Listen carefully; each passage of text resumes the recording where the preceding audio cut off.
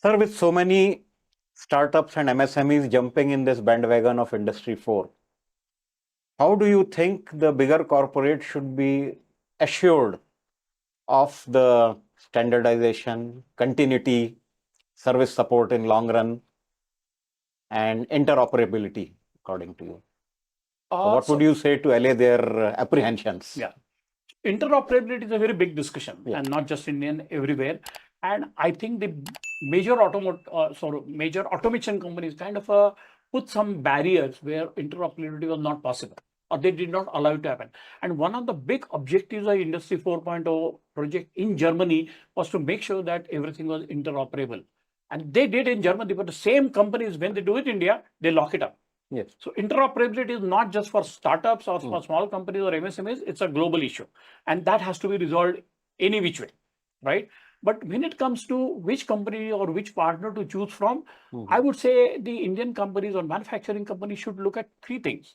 One is that, is it a product that has been conceptualized and developed by the team within, or they are using a lot of components from outside? Because there's a lot of things are available. Today, people are using ChatGPT to do coding.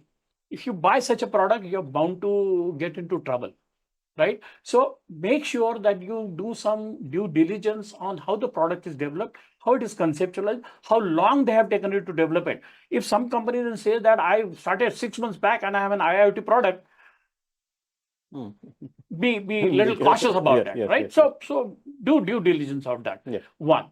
Secondly, of course, look at the client list. That's a very important thing, right? But more importantly, use the use cases that they have serviced.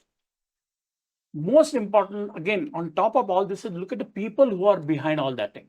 Like in our company, we have technology people, like Sujata leads the technology side. We have industry people who have worked in the industry. We have developers, we have testers, we have ecosystem. So if a company wants to go with anything, we provide the entire 360-degree view, and we do that.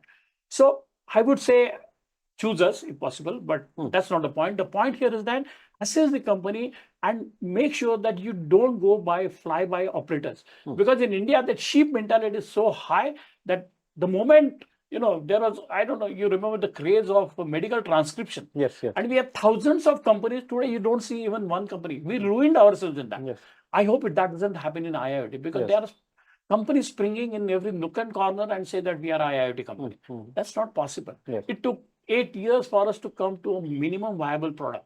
So if some company comes and says 6 months we have done it, I would say be careful about that. So there are methodologies to assess this. There are models available to do that. And I think companies should use this, ask questions, assess it, meet the customers that they have serviced already, look at the shortfalls and the benefits. Both are learning experience for you. So every new customer we get, we make sure that they visit one of our existing customers, and our own customers have actually sold it better than what we could have done. That's a big plus, right? So there's a methodology available.